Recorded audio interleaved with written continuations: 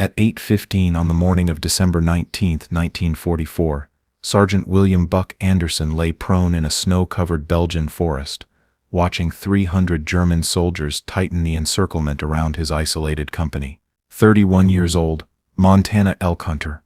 6 confirmed kills. The 40 remaining men of Easy Company were surrounded in the Ardennes, cut off during the German winter offensive, and running out of ammunition.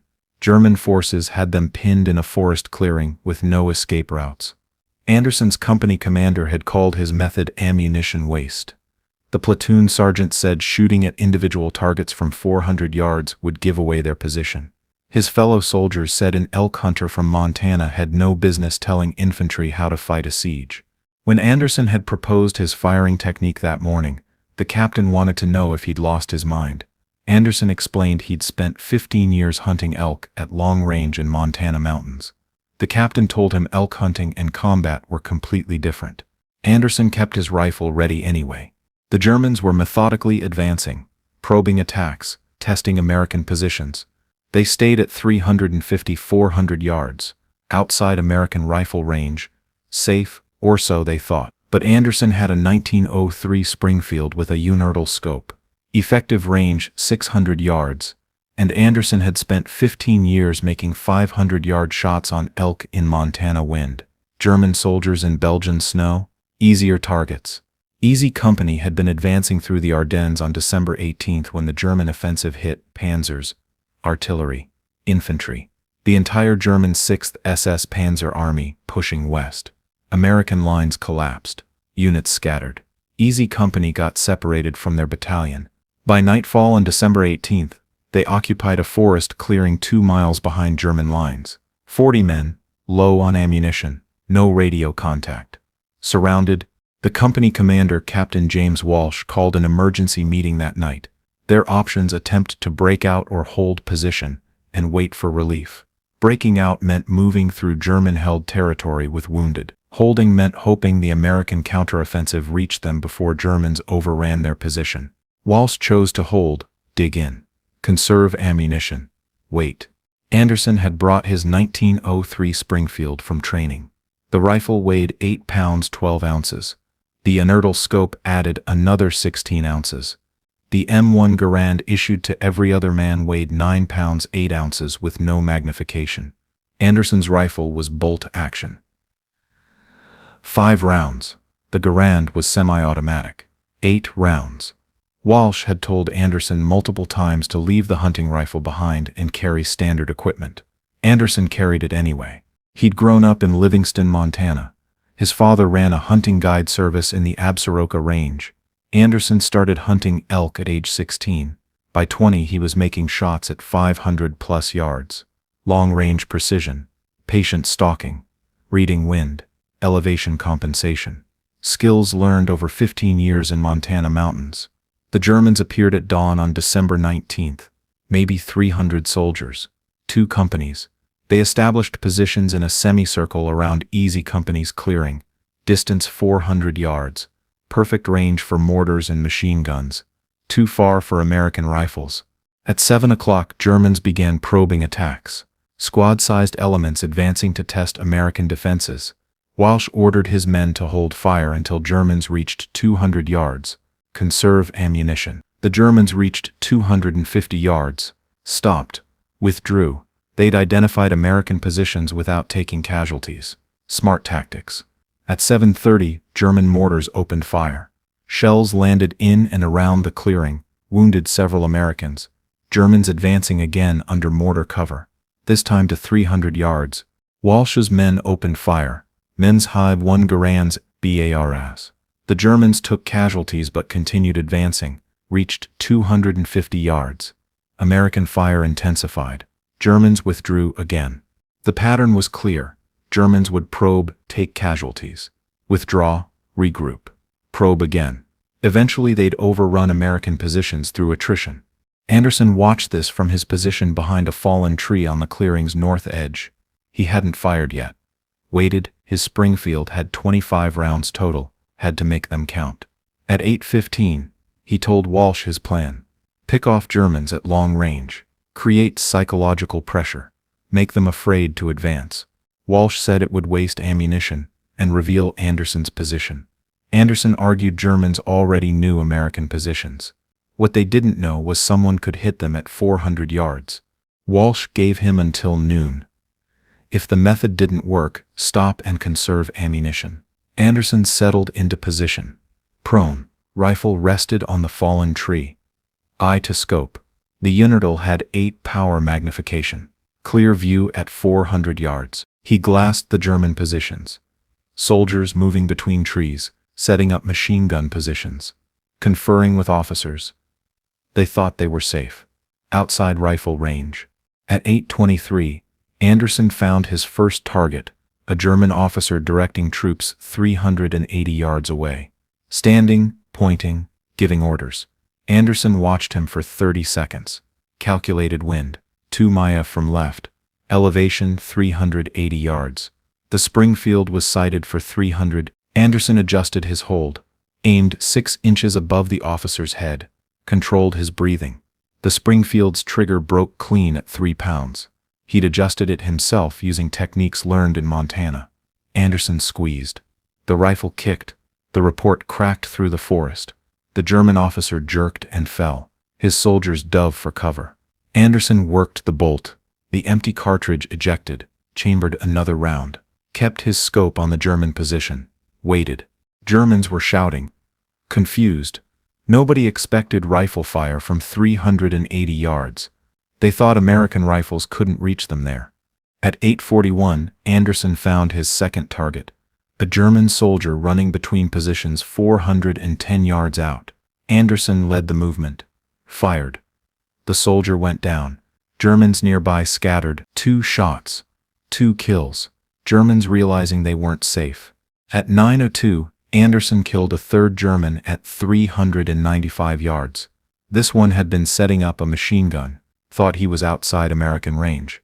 Anderson proved him wrong. By 9:30, Anderson had fired 8 rounds. 6 kills, 2 misses due to wind. The Germans had stopped advancing. They were pinned. Afraid to move. Every time a soldier exposed himself, Anderson shot him. Walsh watched through binoculars. He called Anderson over. Asked if he could keep it up. Anderson said he had 17 rounds left. If Germans stayed at 400 yards, he could kill 17 more. Walsh told him to continue. The Germans adapted. They stopped moving in the open. Used cover, advanced only when artillery provided smoke, but they still had to move eventually. And when they moved, Anderson shot them. At 10:15, Anderson killed his 7th German. A soldier attempting to flank American positions through heavy brush, distance 425 yards. Anderson compensated for the range, hit him center mass. At 10:47, Anderson killed number 8. Another officer. This one trying to organize an attack from behind tree cover, made the mistake of standing to point. Anderson was waiting. By 11 o'clock, Anderson had fired 14 rounds. 10 kills, 4 misses. The Germans had stopped all offensive movement. They were dug in, defending. The siege had reversed. Now Germans were trapped, afraid to advance, afraid to retreat. Anderson's rifle controlled 400 yards of forest. Walsh asked Anderson how he made the shots. Anderson explained elk hunting. In Montana, you shot uphill through wind at animals that moved. Calculate elevation, red wind, lead moving targets. Patience, wait for the right shot. These same principles applied to Germans at 400 yards, actually easier. Germans were heavier than elk, moved slower. Predictable. At 11:30, German artillery increased. They were frustrated, couldn't advance. Started shelling American positions hoping to kill the sniper. Shells landed around Anderson's position. He relocated 50 yards west, found new cover, resumed shooting. At 12:03, Anderson killed number 11, German attempting to set up a mortar position, distance 440 yards. Extreme range for a Springfield, but Anderson made the shot. The Germans sent a patrol to locate Anderson's position. 6 soldiers moving through forest undergrowth. Advancing cautiously, they reached 380 yards. Anderson shot the lead soldier. The patrol scattered, shot the second soldier as he ran. The patrol withdrew. 13 kills. 12 rounds remaining. At 13:20, Anderson noticed German movement to the south. They were attempting to reposition, flank American positions from a different angle. He glassed the area, found a German NCO moving troops, distance 405 yards. Anderson fired, the NCO dropped. German movement stopped. By 14 o'clock, Anderson had fired 20 rounds, 16 kills, 4 misses. Germans had ceased all offensive operations. They maintained positions but made no attacks. The psychological effect was complete. They knew a sniper controlled the approaches. Nobody wanted to be number 17. Walsh gathered his men. The Germans hadn't attacked in 2 hours. Relief column should reach them by nightfall if they could hold. Anderson's shooting had bought them time. At 14:30, German officers attempted to rally their troops. Anderson could see them through his scope. Officers standing, pointing toward American positions, trying to organize an attack. Anderson shot the first officer at 415 yards. Shot the second officer 30 seconds later. Both kills. The German attack collapsed before it started. 18 kills. 7 rounds remaining. At 15 o'clock, Germans attempted one final push. Artillery preparation. Then infantry advancing under covering fire. They came from multiple directions. Walsh's men engaged with everything they had. Mo-16, Beras, machine guns. Anderson focused on German leaders. Shot an NCO at 390 yards. Shot another at 410 yards. Shot a third organizing troops behind cover at 435 yards. 21 kills, 4 rounds left. The German attack stalled at 300 yards. American fire was too heavy. They withdrew. Anderson shot one more German during the retreat. Distance 445 yards. His longest shot of the day, 22 kills. 3 rounds remaining. At 16:30, American artillery sounded in the distance. The relief column was close. Germans heard it too. They began withdrawing, pulling back before American reinforcements arrived. Anderson shot one last German officer directing the withdrawal, distance 425 yards. 23rd kill. At 17 o'clock, lead elements of the American relief column reached Easy Company. The siege was over. 40 men had held against 300 Germans for 9 hours. Anderson's rifle had broken the German offensive.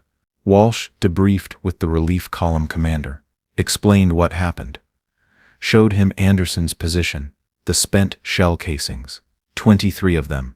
The commander asked Walsh how many Germans Anderson had killed. Walsh said all 23 shots were kills or wounds, probably 18 definite kills. The commander asked Anderson how he made shots at 400+ yards with a Springfield. Anderson explained Montana elk hunting, 15 years of practice, reading wind, calculating elevation, patient shooting, 1 shot, 1 kill. The commander said Anderson should transfer to a sniper unit. Anderson said he preferred staying with Easy Company. Easy Company remained in the Ardennes through January. Anderson participated in 6 more engagements. His tally reached 31 confirmed kills, all at ranges exceeding 350 yards, all with the Springfield and Unertl scope. In February 1945, Division Headquarters ordered Anderson to scout sniper school to train other soldiers. He spent 3 months teaching long-range marksmanship. His students included men who'd never hunted. Anderson taught them the principles: wind reading, elevation compensation, breathing control, trigger squeeze, patient stalking. The fundamentals learned in Montana mountains. By May 1945, Anderson's students had killed 147 German soldiers using his techniques: long-range precision fire, psychological warfare, making the enemy afraid to move. Anderson survived the war, received the Silver Star for the December 19th engagement. The citation mentioned exceptional marksmanship under siege conditions. It didn't mention elk hunting. Anderson returned to Montana in November 1945, took over his father's hunting guide service in Livingston, guided elk hunters in the Absaroka Range for 30 years. He kept the Springfield and Unertl scope, hung it over his fireplace. When clients asked about it, he said he'd used it during the war. That's all. In 1977, A military historian researching Battle of the Bulge small unit actions found Easy Company's after-action reports. The reports mentioned Anderson's sniper work, 23 Germans killed at extreme range. The historian tracked down Anderson. He was 64, still guiding hunters. The historian asked about December 19th. Anderson confirmed the details but downplayed his role. He said any elk hunter could have made the same shots. The principles were identical. Elk at 500 yards, Germans at 400 yards. Calculate wind, adjust for elevation, squeeze the trigger, wait for the result. The historian asked what Anderson had been thinking during the 6 hours. Anderson said he'd been thinking about a bull elk he'd shot in 1938. Distance 520 yards. Uphill, 10 miles wind. Same calculations. Same patience. The elk was bigger, but the German officer presented a clearer target. William Buck Anderson died in 1995 at age 82. His obituary mentioned his hunting guide service and his military service. It did not mention the 23 Germans or the Springfield rifle or the Montana elk hunting skills that saved 40 American soldiers. His family donated the Springfield and Unertl scope to the Montana Historical Society. It sits in a display case in Helena. The placard mentions Anderson's service in WWE. Most visitors don't read it. But in U.S. Army sniper training, Anderson's Ardennes engagement is still studied. The principle long-range precision creates psychological dominance. One accurate rifleman at 400 yards can control an entire battlefield. The example, a Montana elk hunter who applied 15 years of hunting experience to combat and killed 23 German soldiers in 6 hours. Sometimes the best military skills aren't taught in basic training. They're learned in mountains, tracking elk, making 500-yard shots in wind. Anderson proved that hunters who understand patience and long-range shooting can change the outcome of battles. That's the story of how one Montana elk hunter held off 300 Germans and saved 40 Americans in the Ardennes. If this story moved you the way it moved us, hit that like button. Every like tells YouTube to show this story to more people. Hit subscribe and turn on notifications. We're rescuing forgotten stories from dusty archives every single day. Drop a comment. Tell us where you're watching from. Tell us if you've hunted elk. Tell us if someone in your family served in the Ardennes. Let us know you're here. Thank you for watching. Thank you for making sure Buck Anderson and his Springfield rifle don't disappear into silence. These men deserve to be remembered.